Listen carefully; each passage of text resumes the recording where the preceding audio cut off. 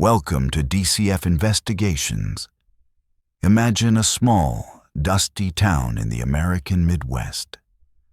The kind of place where everyone knows everyone else's business, where the grain elevator is the tallest structure for miles, and where the silence of the cornfields usually brings a sense of peace.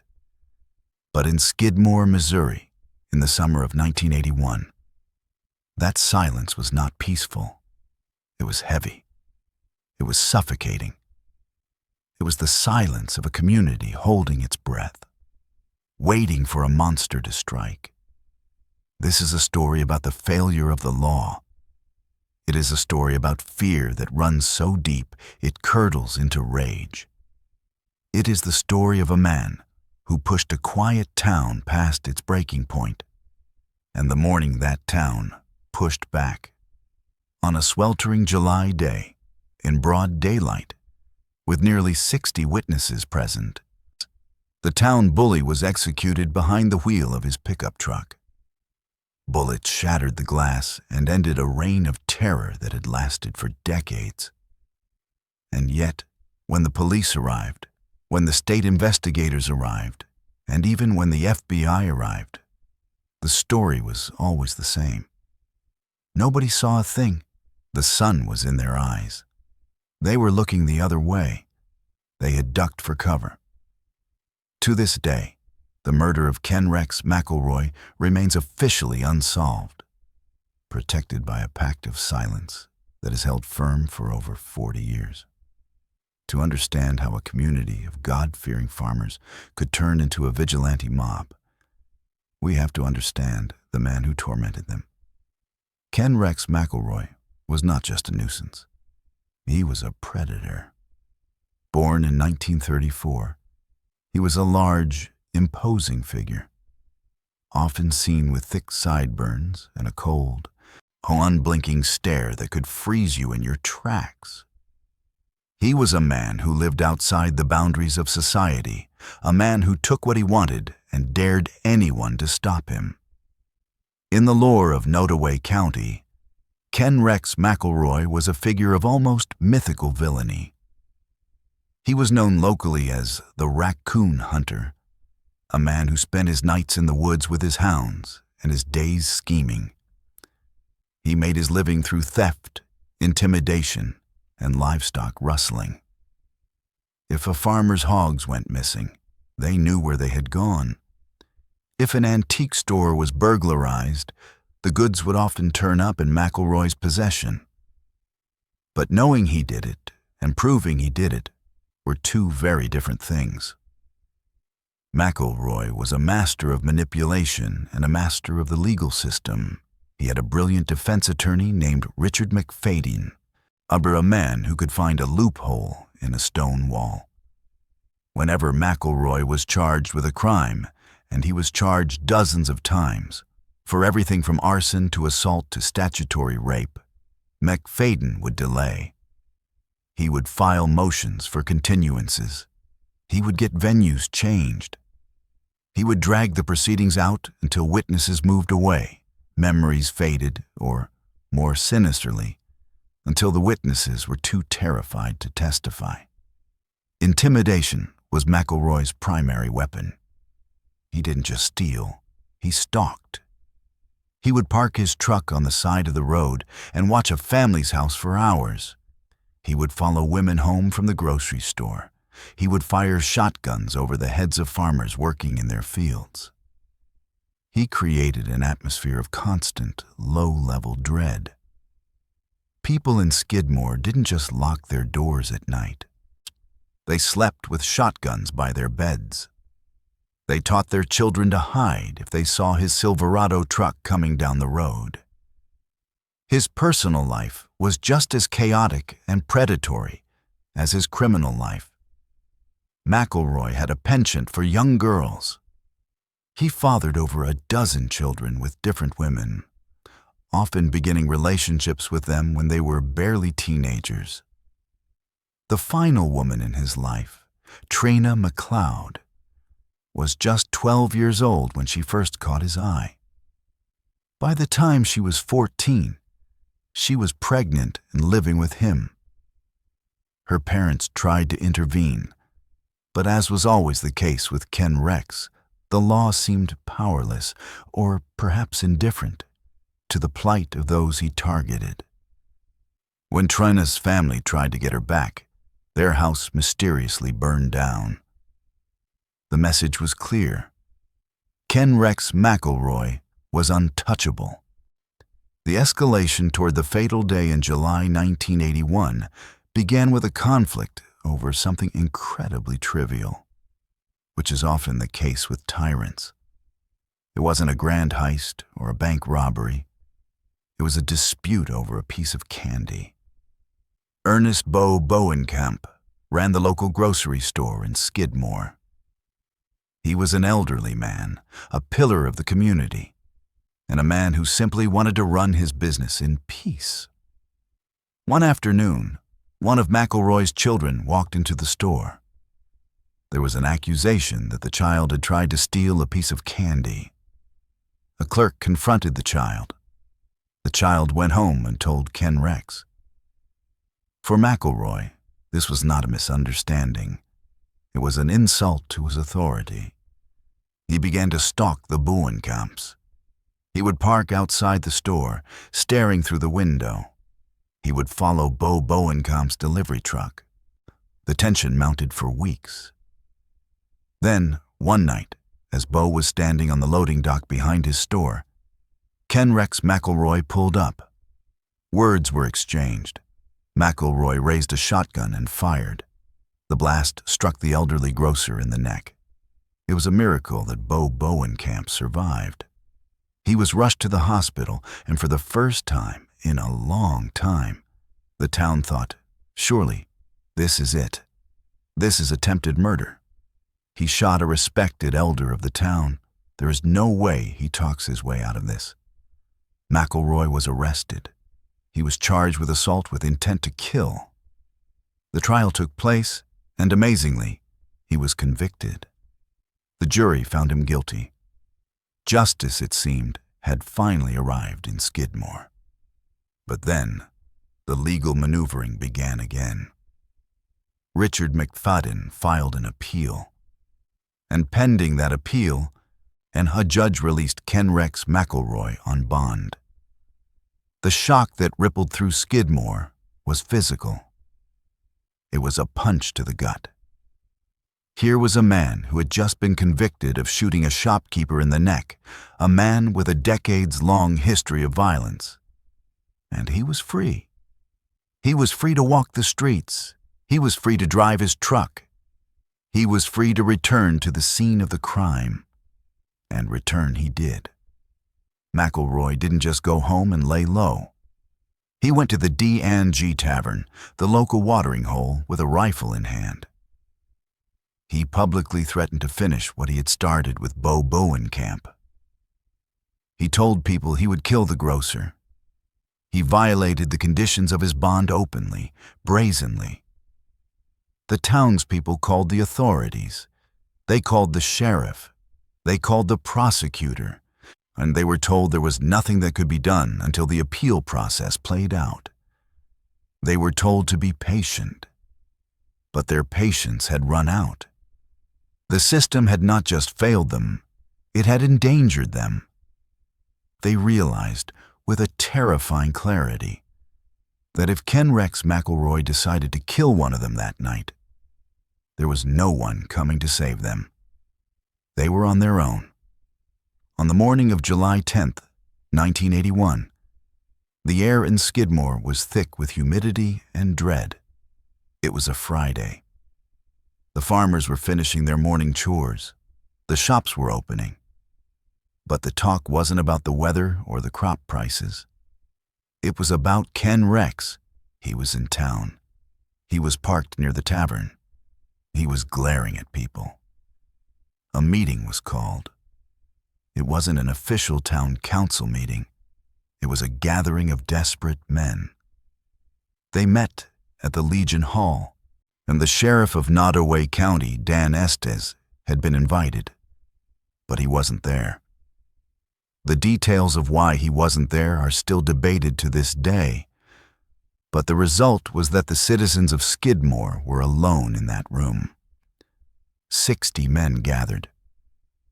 They ranged from young farmers to World War II veterans. They were the butcher, the baker, the mechanic. They were the people who made the town run.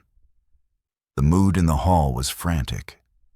Some men suggested they should form a neighborhood watch. Others suggested they should try to get McElroy committed to a mental institution. But the prevailing sentiment was that legal avenues were dead ends. They had tried the courts. They had tried the police. Every time they played by the rules, Ken Rex won. During the meeting, word arrived that McElroy was currently at the D&G Tavern, drinking with his wife Trina, and the news galvanized the room. The men decided they would go to the tavern. The stated plan, according to some later accounts, was to confront him in such large numbers that he couldn't intimidate them. They would tell him to leave town. They would perform a citizen's arrest if they had to. But looking back, many believe the intent was darker from the moment they stood up from their chairs. They walked out of the Legion Hall and moved down the main street of Skidmore. It was a procession of the fed up. They didn't march, they just walked, a silent, grim tide of humanity. They gathered across the street from the D&G Tavern. They stood by their trucks. They leaned against the walls of the bank. They waited. Inside the tavern, the atmosphere was tense. McElroy and Trina were finishing their drinks. No Ken Rex must have seen the men gathering outside. He was a man of acute instincts. He knew when the tide had turned. But his arrogance was his armor. He believed he was invincible. He believed these men were sheep and he was the wolf. He finished his beer. He bought a six-pack to go. Ken Rex and Trina walked out of the darkness of the bar and into the blinding July sun. The street was lined with men. Dozens of them. Silence fell over the block. It was the kind of silence you see in Western movies just before the draw. McElroy walked to his Chevrolet Silverado pickup truck. He didn't run. He didn't cower. He got in the driver's side. Trina got in the passenger side. McElroy started the engine. He reached for a cigarette. He looked around at the faces of the men he had tormented for years. Then shots rang out. It wasn't a single pop, or it was a barrage. Bullets tore through the rear window of the truck. They shattered the glass. They ripped into the cab. Ken Rex McElroy was hit multiple times. One bullet struck him in the head, another in the neck. The gunfire came from different directions, from different weapons. A rifle, a pistol. The truck, which was in gear, rolled forward slowly, crossing the street and coming to a rest against a building. The noise of the shots echoed off the brick facades of the small town. And then, just as quickly as it had started, it stopped. Silence returned to Skidmore. Trina was screaming. She was covered in glass and blood. She scrambled out of the truck, hysterical. She looked around at the crowd. The men were still standing there. Some had their arms crossed. Some were lighting cigarettes. No one ran. No one tried to help the dying man in the truck. They just watched. When the ambulance arrived, the paramedics found Ken Rex McElroy slumped over the steering wheel. He was dead. The reign of terror was over, but the mystery was just beginning. Sheriff Estes arrived shortly after. He found a crime scene that was both chaotic and eerily orderly. There was a dead body, a truck full of bullet holes, and a town full of witnesses. But as he began to interview the people standing right there on the street, he hit a wall. "I didn't see anything," one man said. "I was looking at the ground." I heard a noise, but I thought it was a car backfiring, said another. The sun was in my eyes, said a third. It was a conspiracy of silence, immediate and unbreakable. Trina McElroy, the widow, was the only one talking. She pointed fingers. She named names. She claimed she saw a local rancher pull a rifle from his truck. She claimed she saw others draw weapons. But it was her word against the word of an entire town. The investigation that followed was one of the most frustrating in the history of American law enforcement. A grand jury was convened. Trina testified. The state brought in special prosecutors. They knew who was on the street that day. They knew who owned guns. They knew who had motive, which was basically everyone. But without a corroborating witness, without someone from the town breaking ranks, they couldn't build a case. The media descended on Skidmore. News crews from all over the country, and eventually all over the world, came to see the town that had taken the law into its own hands. They called it vigilante justice. They compared it to the Old West, and 60 Minutes did a segment. The townspeople were portrayed as tight-lipped, clannish folks protecting their own.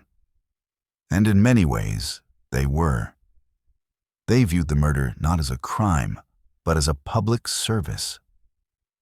In their eyes, the system had failed, and they had simply done what was necessary to survive. The FBI was called in to investigate potential civil rights violations. They interviewed hundreds of people. They dragged the river for weapons. They offered immunity. But the town held firm. Fathers didn't tell sons. Wives didn't tell husbands. It was the collective agreement that the truth would die with Ken Rex. There were rumors, of course. In the bars and living rooms of Nottoway County, names were whispered. The most common theory was that a specific man, a local rancher who had been particularly targeted by McElroy in the past, fired the fatal shot with a rifle, while another man fired a pistol. Some theories suggested that there were as many as 3 or 4 shooters. Others believed that the crowd was arranged specifically to block the view of the actual shooter, a human shield of complicity. One of the men frequently named in rumors was Del Clement. Trina accused him directly. Clement was a cowboy, a quiet man who had clashed with McElroy. But Clement, like everyone else, denied it. He lawyered up. He stayed silent. He lived the rest of his life in Skidmore, under the shadow of the accusation, but never in handcuffs. He died years later, taking whatever he knew to his grave. The lack of a conviction tore the fabric of the legal system. But strangely, it seemed to bond the town, at least initially. They were united against the outside world, but they were the town that killed the bully. But as the years turned into decades, the weight of the secret began to rot the town from the inside out. Skidmore did not flourish after Ken Rex was gone. You might think that lifting the cloud of fear would lead to a renaissance, but darkness has a way of lingering. The town's population dwindled. Businesses closed. The eerie notoriety of the murder hung over the streets like a fog. Tragedy seemed to stalk the residents. In a twist of fate that feels almost like Greek tragedy, Ken Rex's children struggled in the aftermath. But the town itself saw horrific violence again. Decades later, in 2004, another shocking crime occurred in Skidmore. Bobby Jo Stinnett, a young pregnant woman, was murdered in her home, her baby cut from her womb by a woman she had met online. When the sheer horror of that crime brought the media trucks back to Skidmore, it revived the talk of the Skidmore curse. People began to whisper that the town was damned. that the blood spilled on that July afternoon in 1981 had stained the soil permanently. And what of the moral question? This is the heart of the story that keeps us coming back. Was it justice? On one hand, you have the rule of law. A civilized society cannot function if citizens act as judge, jury, and executioner. If we allow mobs to decide who lives and who dies, we return to chaos. The murder of Ken Rex McElroy was, by definition, a criminal act. It was a cold-blooded assassination of an unarmed man, or at least a man who wasn't holding a gun at that exact second. On the other hand, you have the right to survival. When the legal system had utterly abandoned the people of Skidmore, McElroy had demonstrated time and again that he could hurt them, shoot them, and terrorize them without consequence. When the state fails to protect its citizens, do those citizens forfeit their right to protect themselves? If the sheriff won't come, and the courts let the predator loose, what option remains? The people of Skidmore made their choice. They chose safety over legality. They chose their children over their conscience. Or perhaps their conscience was clear. Perhaps they felt that removing a monster was the most moral thing they could do. Today, Skidmore is a shadow of what it was. The D&G Tavern is gone. The population is a fraction of what it used to be. The witnesses who stood on that street are mostly dead, taken by old age, cancer, or accidents. The generation that pulled the trigger has passed the secret into history. The case remains open, technically.